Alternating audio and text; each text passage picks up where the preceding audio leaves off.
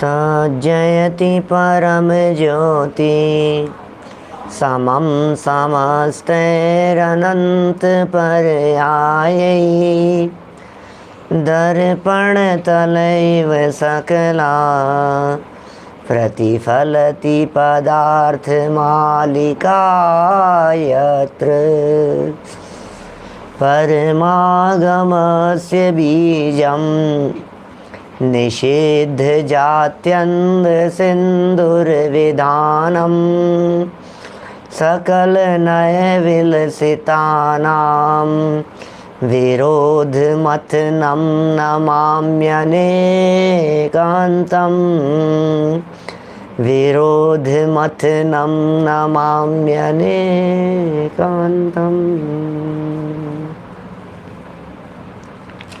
पुरुषार्थ सिद्धि उपाय नामक यह ग्रंथ है अमृतचंद्र आचार्य की।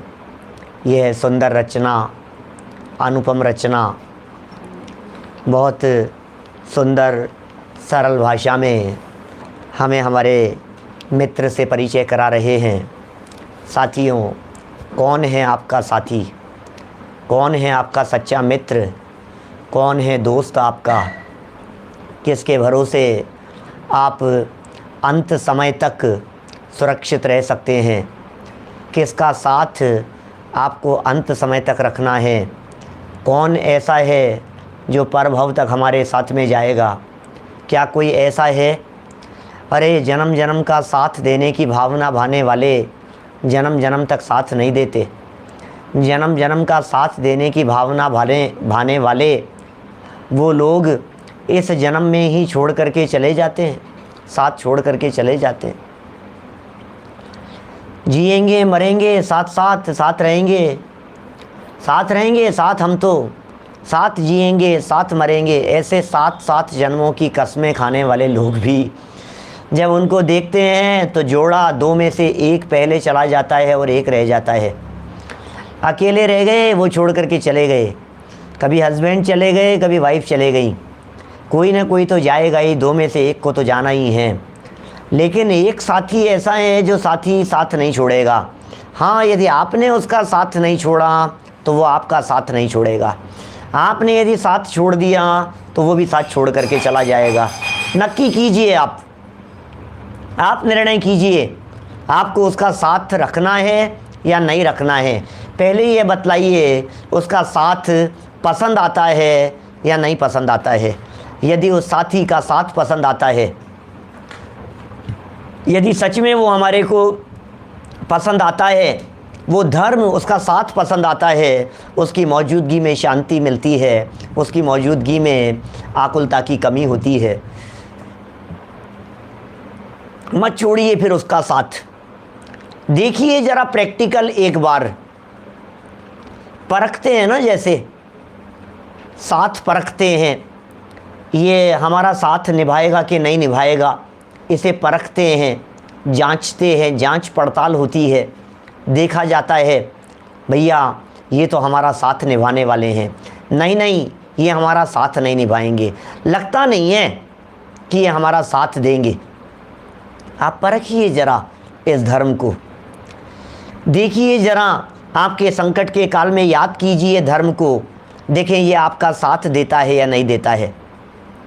जब जब परेशानी हो, उस परेशानी के काल में आप सत्य धर्म को, आप वस्तु धर्म को, वत्थु सहाओ धम्मो, उस वस्तु स्वभाव रूपी धर्म को एक बार अपना करके देखिए। वत्थु सहाओ धम्मो, ये सच्चा धर्म है। वस्तु स्वभाव धर्म जिसे कहते हैं, ये सच्चा धर्म है। दंसण मूलो धम्मो, ये सच्चा धर्म है। रत्नत्रय धर्म है, चारित्रम खलु धम्मो, वो सच्चा धर्म है। 10 लक्षण धर्म हैं, ऐसे बहुत सारे हैं। अहिंसा परमो धर्म है, अहिंसा को परम धर्म कहा गया है। आप देखिए ज़रा कितने प्रकार के धर्म हैं, जितने जितने धर्म कहे गए हैं उनमें से किसी भी धर्म का साथ पकड़ करके देख लीजिए। वीतरागता धर्म है, अनेकांत ये धर्म है। ये धर्म की चर्चा चल रही है, वस्तु के धर्म की चर्चा चल रही है। सच कहते हैं हम, इस धर्म का साथ जिस समय है, जितने समय के लिए है, उतने समय ऐसा सुरक्षा कवच है कि आपके ऊपर संकट नहीं आ सकते हैं, परेशानियां नहीं आ सकती है। मेरी भावना की लास्ट लाइन जो हम हमेशा बोलते हैं, वस्तु स्वरूप विचार खुशी से सब दुख संकट सहा करे। वस्तु स्वरूप विचार ये धर्म है। वस्तु स्वरूप, वस्तु स्वभाव धम्मो, वस्तु के स्वभाव का नाम धर्म है। वस्तु स्वरूप विचार कीजिए और खुशी से, फिर क्या होगा, सब दुख संकट सहा करे। सारे दुख, सारे संकट, सारी परेशानियां, सारे कष्ट, सारी प्रॉब्लम्स, बिजनेस की प्रॉब्लम हो चाहे ऑफिस की हो, परिवार की समस्याएं हों चाहे सामाजिक हों, दुनिया की कोई ऐसी परेशानी नहीं है जो परेशानी वस्तु स्वरूप के विचार मात्र से धूल धूमिल नहीं होती हो। ये वस्तु स्वरूप का विचार इतनी चमत्कारिक चीज़ है। आजमा के देखिए, जब कोई संकट आ जाए, बीमारी का काल आ जाए, आप अपने इस धर्म रूपी मित्र को आजमा के देखिए, आपका दुख कम होता है या नहीं। देखिए जरा, जब परिवार में किसी का वियोग हो जाए तो धर्म का साथ पकड़ करके देखिए, तकलीफ़ कम होती है या नहीं। कोशिश कीजिए, आप महसूस करेंगे बात तो सच्ची है, ये मित्र तो सच्चा है। इसके खड़े रहने मात्र से ही हिम्मत, जैसे दोस्तों के खड़े रहने से हिम्मत मिलती है ना, यार दोस्तों के खड़े रहने से आपको ऐसा लगता है भैया मित्र हैं तो शांति है, इसलिए इस धर्म को मित्र कह करके पुकारा है। मित्र, आमित्रस्य कुतो सुखम। आपको मालूम है, नीतिकारों के श्लोक हैं इस तरह के, अविद्यस्य कुतो धनम, अधनस्य कुतो मित्रम और अमित्रस्य कुतो सुखम। क्या? जिसके पास में विद्या नहीं है उसके पास में धन नहीं होता, जिसके पास में धन नहीं होता उसके कोई मित्र नहीं होते, और जिसके कोई मित्र नहीं होते फिर वो सुखी नहीं होता। बोलो, फिर सुखी नहीं होता वो व्यक्ति। इसका मतलब मित्रता किसे कहते हैं? सुख दुख में साथ देने वाले का नाम मित्रता है, साथ नहीं छोड़ने वाले का नाम मित्रता है। फ्रेंड नहीं, फ्रेंड, एंड में जो उड़ जाएं, फुर्र हो जाएं, फुर्र, क्या फ्रेंड क्या, वो उनकी बात नहीं कर रहे, मित्रता की बात कर रहे हैं। दिल से जहाँ मित्रता होती है, अपनापन होता है, लगाव होता है, वहाँ साथ छोड़ा नहीं जाता है। जो साथ नहीं छोड़े उसे मित्र कहते हैं, ऐसा समझ लो। मित्र की परिभाषा उल्टी करो।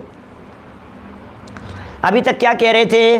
मित्र सदा काल साथ निभाता है। अब उल्टा करो, जो सदा काल साथ निभाता है उसे मित्र कहते हैं। जो तकलीफ और संकट के काल में आपका साथ निभाए उसे मित्र कहते हैं। तो तकलीफ और संकट के काल में कौन साथ निभाता है? बोले धर्म हमारा साथ निभाता है, इसलिए धर्म को ही सच्चा मित्र कहते हैं। देखो जरा, इसकी भावना भा रहे हैं कि भैया यदि ये सच्चा मित्र है तो क्या आप चाहते हैं आपके मित्र का साथ छूट जाए? नहीं चाहते।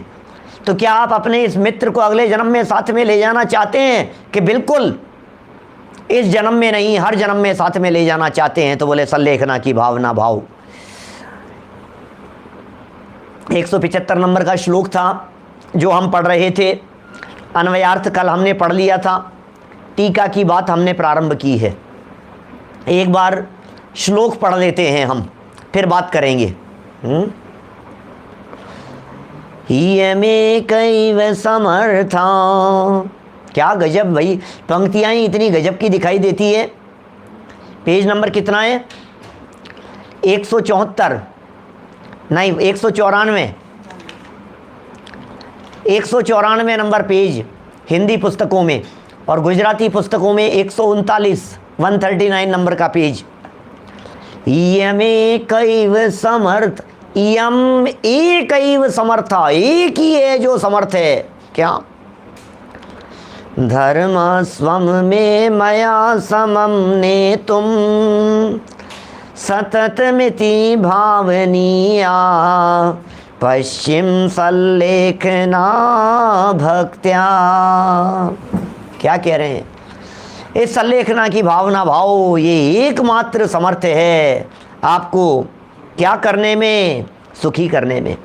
ये सल्लेखना एकमात्र समर्थ है आपके धर्म रूपी धन को परभव में ले जाने में। चलिए, अन्वयार्थ कल पढ़ चुके थे, टीका से बात को बढ़ाते हैं ना। इयम एका एव मे धर्मस्वम मया समम नेतुम समर्था इति पश्चिम सल्लेखना भक्त्या सततम भावनीया। यह एकमात्र अकेली सल्लेखना ही मेरे धर्म को मेरे साथ ले जाने में समर्थ है।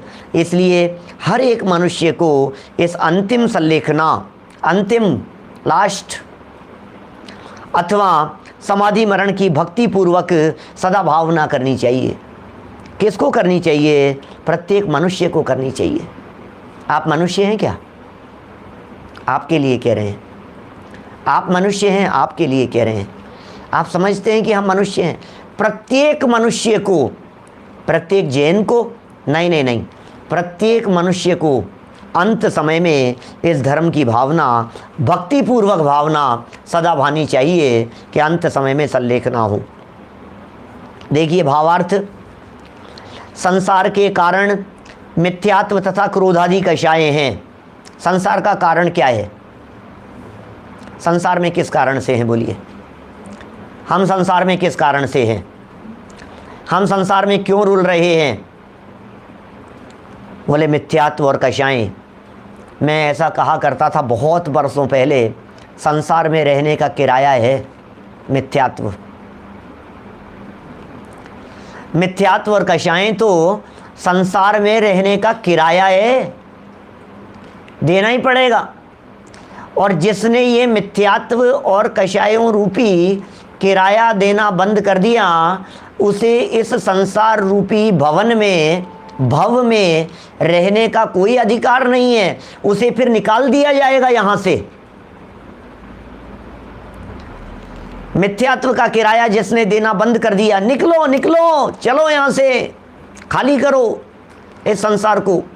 संसार को खाली करके कि कहाँ जाऊँगा मैं, कि कहीं भी जाओ तुम, लेकिन निकलो यहाँ से। तो जिनके मिथ्यात्व चला गया हो, वे भी संसार में रहते हुए तो दिखाई देते हैं कि हाँ रहते हैं, थोड़े से बोनस पीरियड पर रहते हैं। 1 महीना किराया नहीं दिया तो कोई बात नहीं, तुरंत थोड़ी ना निकाल देते हैं। 2-5 दिन लेट दे देगा, कोई बात नहीं, थोड़े दिन और दे देगा, थोड़े दिन और इंतजार कर लो। 2 महीने हो गए, भैया भैया किराया नहीं आया तुम्हारा, भैया किराया नहीं आया, कोई बात नहीं, 10-5 दिन और रह लो। और 2-3-4 महीने निकल गए, बस अब खत्म है तुम्हारी कहानी, अब तो धक्के मार के निकाल दिए जाओगे। बोलो ऐसा होता है कि नहीं? इसी तरह से संसार में कोई जीव रह रहा है, मिथ्यात्व मिथ्यात्व मिथ्यात्व का किराया देता जा रहा है, और मिथ्यात्व का किराया देना बंद कर दिया। अब क्या होगा? अब तो मोक्ष हो जाएगा ना सीधा। हो तो जाना चाहिए, लेकिन अभी भी थोड़े समय संसार में है, अभी भी रुल रहा है, अभी भी जन्म मरण हो रहा है। जैसे वहाँ 3-4 महीने तक झेला था उसको, इसी तरह से यहाँ संसार में 3 और 4 भवों तक झेल रहे हैं। 3-4 भव बस, सम्यक तो साथ में कायम है। 2-4-6 भव मिलेंगे और कुछ नहीं, 4 भवों के अंदर ये गया, निकल गया यहाँ से पार। कहाँ पे? किराया देना कौन बंद करता है? जो खाली करने वाला होता है, जिसे उस घर में रहना नहीं होता है, जिसको नया घर बन जाता है, जिसको नया घर मिल जाता है, वो किराया देना बंद कर देता है। ये मिथ्यात्व, ये ज्ञानी जीवों को क्या हुआ? सिद्धालय दिख गया, निज घर दिख गया, और यहाँ से संसार की रोज रोज की तू मैं ये झंझटें खाली करना है इस जगह को। हमें नहीं सुहाता, संसार लगने लगा अब आसार, आसार लगने लगा हमारे को, हमें नहीं सुहाता। और रोज रोज कषाय और मिथ्यात्व की तू मैं हुआ करती थी। एक दिन मिथ्यात्व नहीं हुआ तो कषाय थोड़ी बहुत आकुलता पैदा कर रही थी। फिर क्या हुआ? इन कषायों की आकुलता को देखते देखते बर्दाश्त नहीं होती है हमारे को, ये वो कहती है नहीं बर्दाश्त होती है तो निकल जाओ, तुम चले जाओ। ये कहता है चिंता मत करो, थोड़े समय के लिए और हूँ, मैंने अपना घर देख लिया है, मैंने अपना घर बना लिया है, मैं अपने निज घर में समाने वाला हूँ। अब तो ऐसा घर बना लिया है कि बार बार में घर बदलने की ज़रूरत नहीं पड़ेगी। संलेखना और समाधि लेने वाला व्यक्ति, जिसकी संलेखना की भावना चल रही है, यहाँ संलेखना की भावना भा रहा है, उसने अपना घर देख लिया है,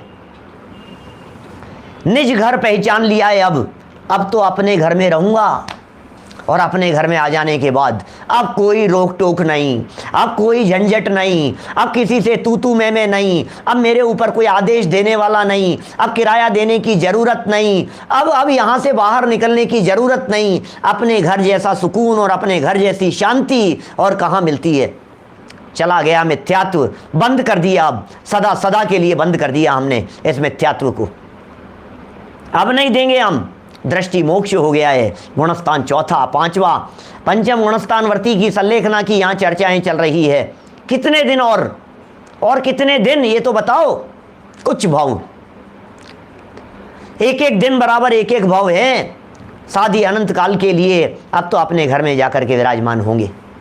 निज गुण संपदा मिल गई है। देखिए क्या कह रहे हैं, संसार के कारण, मूल कारण मिथ्यात्व तथा क्रोधादि कषाय हैं। उन्हीं के निमित्त कारण, मिथ्यात्व का निमित्त कारण क्या था, कषाय का निमित्त कारण क्या था, कषाय क्यों की थी ये बतलाइए, मिथ्यात्व क्यों होता था।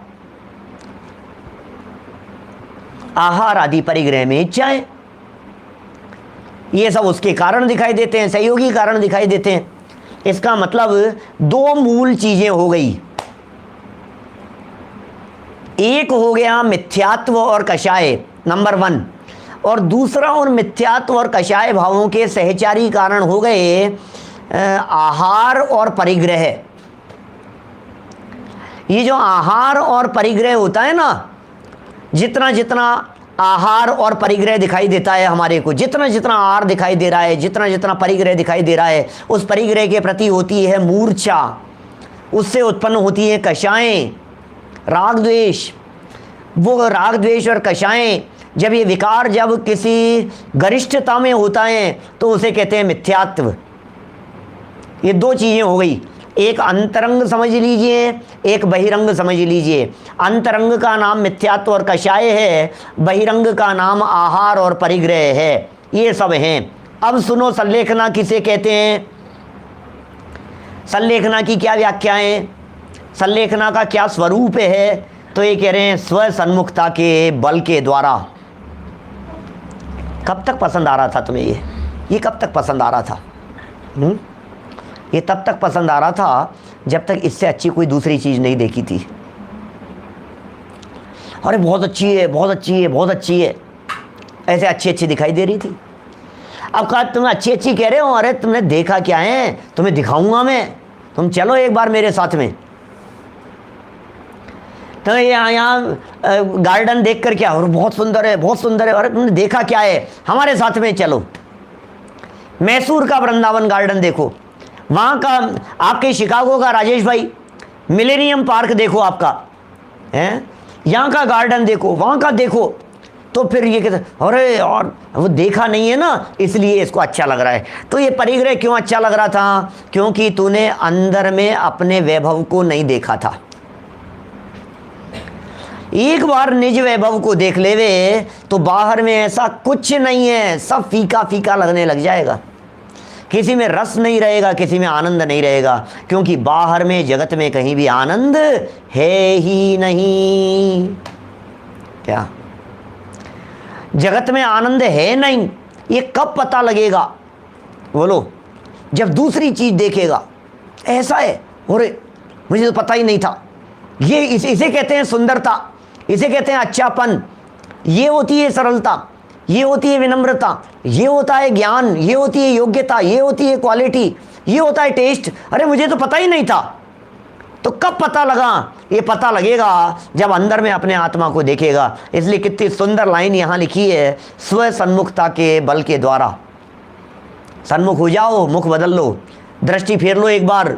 जो दृष्टि बाहर में है उस दृष्टि को अंदर में ले जाओ। स्व सन्मुखता के बल के द्वारा इन सभी का त्याग करना ही संलेखना कहलाता है। किन किन का त्याग करें? बोलो, किन किन का त्याग करें बताइए संलेखना के लिए? दो चीज़ों का त्याग करो, एक अंदर से त्याग करो, एक बाहर से त्याग करो। अंतरंग में कषाय और मिथ्यात्व का त्याग करो और बाहर में आहार परिग्रह का त्याग करो। क्या संलेखना की संधि जब अगले पेज पर आएगी फुटनोट में तब बतलाएंगे, है ना। इसलिए मैं जानबूझ करके वो सत्य लेखना की चर्चा नहीं कर रहा। कल भी हमारे चिंतामण जी ने कही थी, लेकिन मैंने जानबूझ करके नहीं बोला, इसलिए नहीं कि फिर आगे क्या कहेंगे। जब चर्चा आएगी तभी चर्चा करेंगे। अभी तो जितनी जितनी यहाँ लिखी है बस उसकी व्याख्या करेंगे। आगे जो विषय आने वाला है वो आएगा तब बात करेंगे, है ना। इन सभी का त्याग करना ही संलेखना कहलाता है। इन सब का त्याग करो। दो चीज़ों का त्याग करने की बात कह दी। इन सब का मतलब एक तो मिथ्यात्व कषाय और दूसरा मिथ्यात्व कषाय के जो कारण थे आहार और परिग्रह, इन सब का त्याग करो। देखिए फिर क्या कह रहे हैं,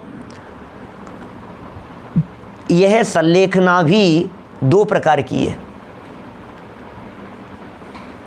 दो प्रकार की है संलेखना। कभी सुना आपने संलेखना के दो प्रकार? ये कह रहे हैं एक होती है क्रम क्रम से त्याग करना और दूसरी का नाम है सर्वथा त्याग करना। इसका मतलब संलेखना में कुछ त्याग करने की बात होगी। एक क्रम क्रम से त्याग करो, थोड़ा थोड़ा त्याग करो, और एक पूरी झटके से त्याग करो। तो ये दो तरह से त्याग परिस्थिति के ऊपर डिपेंड करता है। मान लीजिए अचानक कुछ मौत की परिस्थिति बन गई तो तत्काल सब त्याग कर दिए जाते हैं, संलेखना अंगीकार कर ली जाती है। और अंत समय नज़दीक दिखाई दे रहा है तो क्रम क्रम से भी त्याग किए जाते हैं। ऐसा भी होता है अंत समय में एकदम ऐसा लगा कि अब नहीं है समय, बिल्कुल अब तो क्या करना है, अब तो छोड़ो सब। क्या देखिए आगे बढ़ते हैं, पेज नंबर 195 पर देखिए, इन्हीं दोनों को थोड़ा सा खोल रहे हैं। अनुक्रम से आहार का कम करना, त्यागूं आहार पानी, त्याग दूं क्या, बोलो क्या लगता है आपको? मुझे संलेखना लेनी है पंडित जी, मुझे भावना है संलेखना की, तो क्या करूं? त्याग दूं आहार पानी को, सब छोड़ दूं? और फिर आगे कहती है औषधि भी, दवाई भी छोड़ दूं? क्या बात कर रहे हो आप? भोजन भी छोड़ दूंगा, पानी भी छोड़ दूंगा, दवाई भी छोड़ दूंगा, अभी कर लिया सब कुछ? नहीं भाई नहीं, बिल्कुल नहीं। कितनी सुंदर भावना है, सब बोलते हैं, सब लोगों ने बोली होगी, शिवलाल जी की भावना है ना अपने,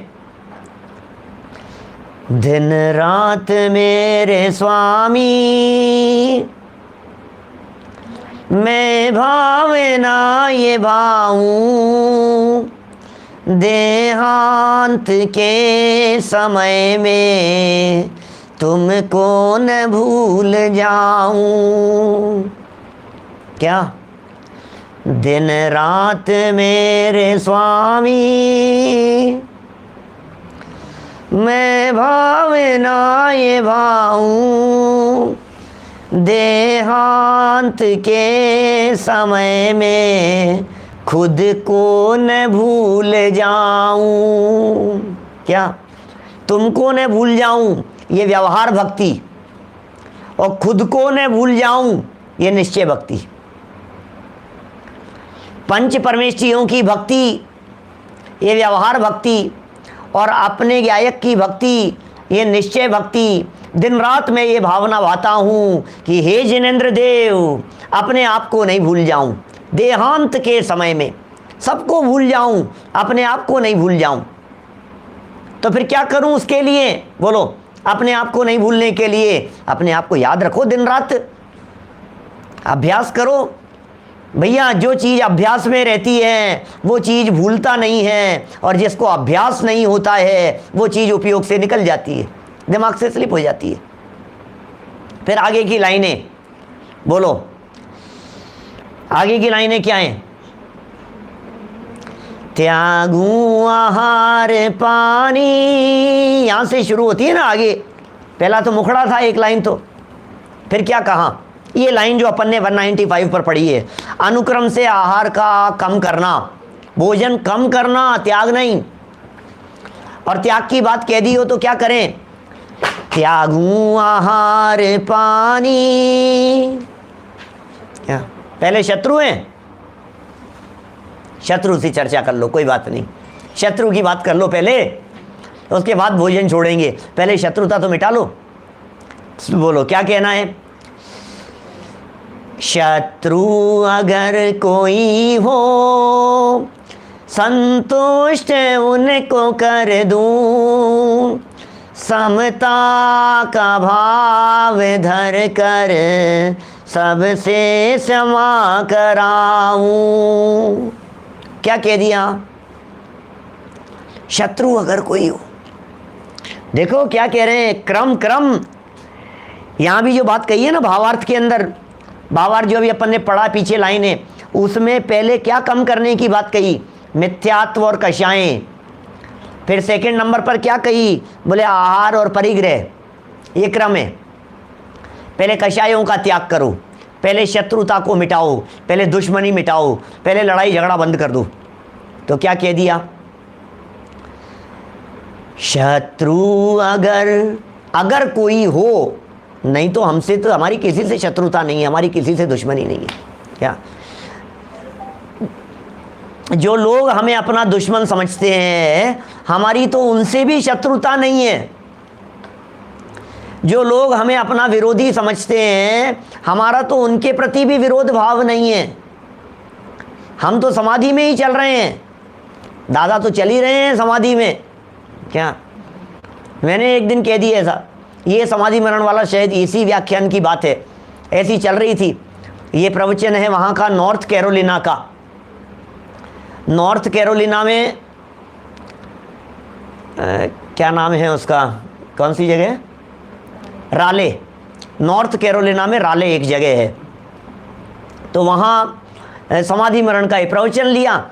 अब वैसे प्रवचन शुरू करना था और उसके पहले किसी ने पूछा, पंडित जी आप क्या कर रहे हैं? तो मैंने कहा समाधि चल रही। और क्या बात कर रहे हो आप समाधि? अभी आपकी उम्र क्या है? अभी आप कौन सी समाधि की बात कर रहे हो? अरे भाई साहब, समाधि शांत परिणामों को कहते हैं। संलेखना सबसे पहले निर्वृत्ति किससे? कषाय से, झगड़े से, विरोध से, विरोध भाव से। सबसे पहले विरोध भाव से निवृत्ति होनी चाहिए। दुनिया में कोई व्यक्ति ऐसा नहीं है जिस व्यक्ति के प्रति मेरे मन में रंच मात्र भी नाराजगी, शत्रुता का परिणाम हो। रंच मात्र भी शत्रुता का परिणाम किसी के प्रति मेरे हृदय में नहीं है। कितना भी बड़ा से बड़ा विरोध करने वाला हो, बोलो, उसके प्रति भी। तो क्या कह दिया? ये भावना तो रोज बोलते हैं, रोजाना बोली जाने वाली भावना है भाई साहब। दिन रात की भावना भारे हो और शत्रुता हृदय में पाल करके बैठे हो, फिर कहते हो कि वो क्या कह रहे हैं आप, अंत समय में भूल न जाऊं, देहांत के समय में तुमको न भूल जाऊं। फिर झूठी हो गई ना तुम्हारी सारी भावना। कैसी भावनाएं? शत्रु अगर कोई हो, अगर कोई हो तो है ही नहीं। शत्रु अगर कोई हो संतुष्ट उनको कर दूं, समता का भाव धर कर सबसे क्षमा कराऊं। सबसे क्षमा। फिर क्या करें? त्यागूं आहार पानी औषधि। यार क्या करोगे आप? मारोगे क्या? क्या कर रहे हो आप? भोजन छुड़ाओगे, पानी छुड़ाओगे, दवाइयाँ छुड़ाओगे? अरे यार ये कौन से पंडित का उपदेश सुन रहे हो आप? सब छुड़ा देगा, दवाई वगैरह सब क्या करेंगे? मर जाएंगे, मरेंगे हम, क्या करेंगे? बोलो कि नहीं हम नहीं छुड़वा रहे हैं। छोड़ मत देना गलती से भी, आहार मत छोड़ देना, औषधि मत छोड़ देना। तो फिर बोल तो रहे हैं त्यागूं आहार पानी औषधि, नहीं, विचार अवसर। It's important word. क्या बहुत इंपॉर्टेंट वर्ड है। विचार अवसर, अवसर विचार करके, समय देख करके, प्रसंग देख करके। वो कहते हैं ना, रोग और दुर्भिक्ष के काल को, परिस्थिति को देख करके। रत्नाकरण श्रावकाचार्य में मूल श्लोक है, दुर्भिक्षे रोग, ऐसा है वो मूल श्लोक के अंदर कही है। भगवती आराधना में खूब चर्चा की है। समाधि और संलेखना मरण के प्रकरण के संदर्भ में, भैया ऐसे नहीं, मेरी तो भावना है, मैं तो सब त्याग देता हूँ, सब त्याग दे। अरे नहीं भाई साहब, अवसर देखना, समय देखना, परिस्थिति को देखना। बिना परिस्थिति को देखे हुए यदि तुम त्याग कर दोगे तो वो संलेखना नहीं कहलाएगी कि साहब त्याग की कह तो रहे हैं कि नहीं, मौका देख करके। शरीर चल रहा है, अभी स्वस्थ हो, अभी हट्टे कट्टे हो, अभी छोड़ने का समय नहीं आया है, अभी त्याग का समय नहीं आया है। लेकिन वो संतुष्ट उनको कर दूं, बोले वो तो हर समय उसको तो पालने का टाइम नहीं होना चाहिए। शत्रुता और कषाय तो रंच मात्र भी टिके नहीं, और औषधि और आहार का त्याग भूमिका के अनुसार धीरे धीरे होगा, समय आने पर होगा। देखो कितना सुंदर कहा, त्यागू आहार पानी औषधि विचार अवसर। और फिर एक बार यदि नियम ले लेवे तो फिर क्या कहते हैं, टूटे नियम न कोई, ऐसी ऐसी दृढ़ता हृदय में लाऊं। विचार करके देखो, यदि बिना विचार किए हुए, क्या बिना विचार किए हुए यदि त्याग कर दिया, बिना अवसर देखे हुए यदि त्याग कर दिया, बिना आगे पीछे का विचार किए हुए, बिना परिस्थितियों को देखे हुए आप त्याग कर बैठे, तो फिर क्या होगा, फिर तो टूटेगा ही टूटेगा। इसलिए भावना हमारी यह है, एक बार जिस चीज का त्याग कर देवे, अब वो नियम टूटना नहीं चाहिए। टूटे नियम न कोई, दृढ़ता हृदय में लाऊं। दृढ़ता लाओ हृदय में, मजबूती होनी चाहिए अंदर में, परिणामों में। देखिए यहां अपनी 195 पेज पर चर्चा चल रही थी, हैं? क्या कहते हैं आगे,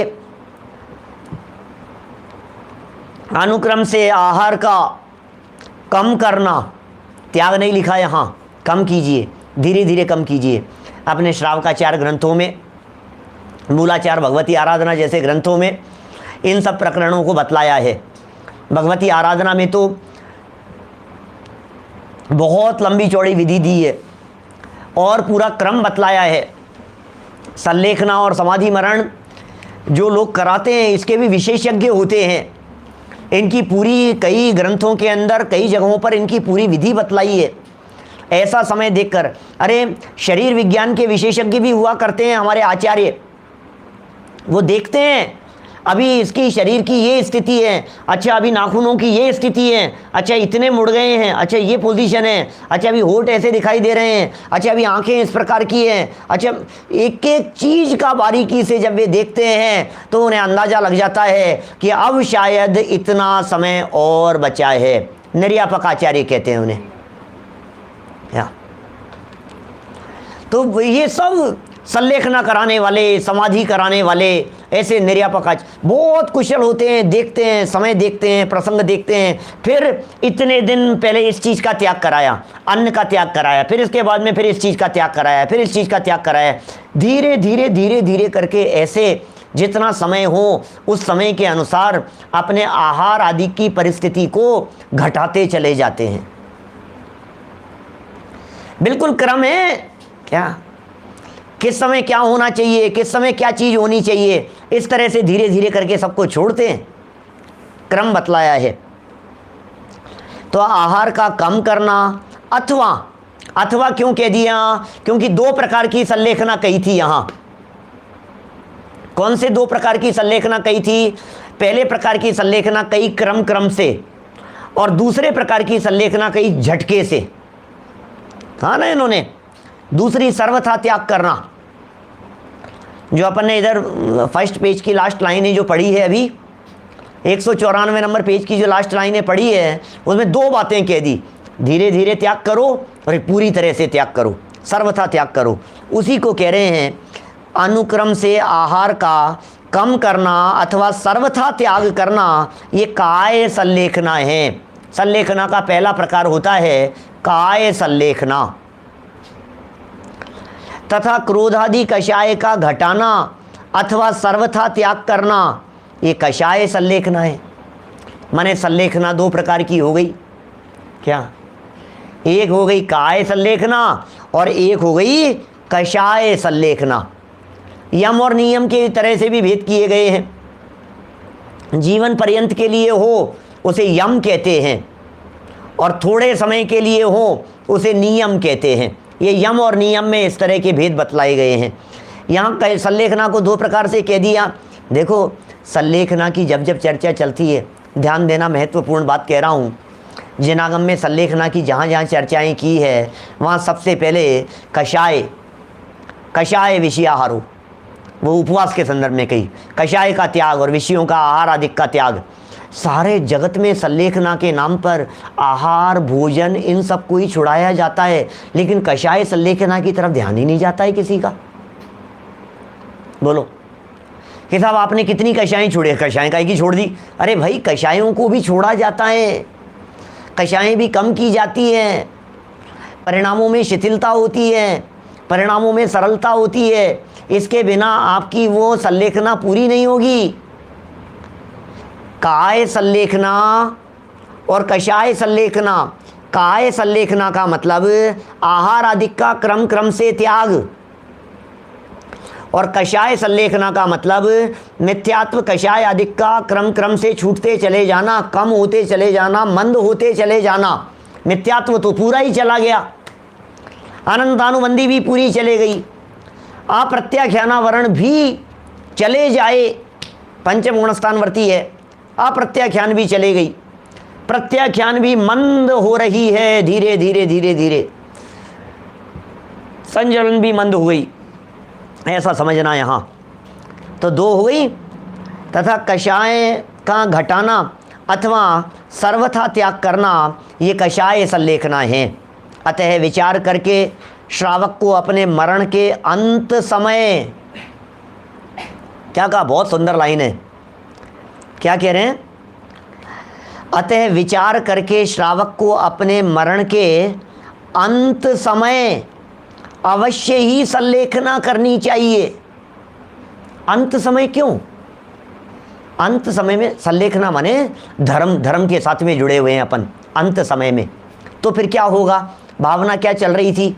श्लोक क्या कह रहा था? मूल श्लोक में क्या बात थी? इस धर्म रूपी धन को प्रभाव में साथ में ले जाना चाहते हो, तो ये मूल प्रसंग है ना कि अगले जन्म में साथ में जाएगा। तो अगले जन्म में किसके साथ में जाएगा? चलो मेरी बात सुनो, बहुत बारीक एक पॉइंट कहता हूं आपको, एक अलग हट करके। अगले जन्म में किसके साथ में जाने के चांस है? बोलो। ट्रेन में बैठकर कौन आपके साथ में जाएगा? जो यहां से स्टेशन तक साथ में जाएगा उसकी संभावना है ट्रेन में बैठकर साथ में जाने की, और जिसने स्टेशन पर जाने के पहले ही रास्ते में ही हाथ छोड़ दिया, वो स्टेशन तक ही नहीं पहुंचा, तो आगे कैसे जाएगा? दूसरी सिटी तक कैसे जाएगा? पॉइंट क्या कहना चाह रहा हूं मैं ये कहना चाह रहा हूं, जिसने जीवन के अंत समय तक धर्म संयम को पकड़े रखा तो अंत तक था ना, लास्ट तक था ना साथ में, अब चले तो साथ में चल गया। और जिसने उस लास्ट के 6 महीने पहले धर्म छोड़ दिया तो अगले जन्म में जाएगा कि नहीं साथ में? फिर कैसे जाएगा? साथ तो 6 महीने पहले ही छोड़ दिया था। बात समझ रहे हैं? जिस पहले, अरे भाई, अगले जन्म में जाने के पहले, जैसे अगला जन्म, तो उसके जस्ट पहले तक जो साथ होगा वो अगले समय साथ होगा। तो अंत समय तक साथ रखने की भावना भाव, तो फिर आचार्य देव गारंटी देते हैं कि तुमने यदि अंत समय तक साथ में बनाए रखा तो अगले भाव में पहुंचेगा, इस बात की गारंटी हम तुम्हें देते हैं। क्या समझ में आ गई ये बात? भाई क्या होता है, देखो, अंत समय में कई लोगों की स्थितियां इस प्रकार की भी दिखती हैं, दुनिया भर में दृष्टि देते हैं तो ऐसे लोग भी दिखेंगे। अंत समय में 4-6 महीने तक तो बिल्कुल सुध-बुध नहीं, बेकार हो गया उनका, तो सब खत्म हो गया, होश नहीं था उनको।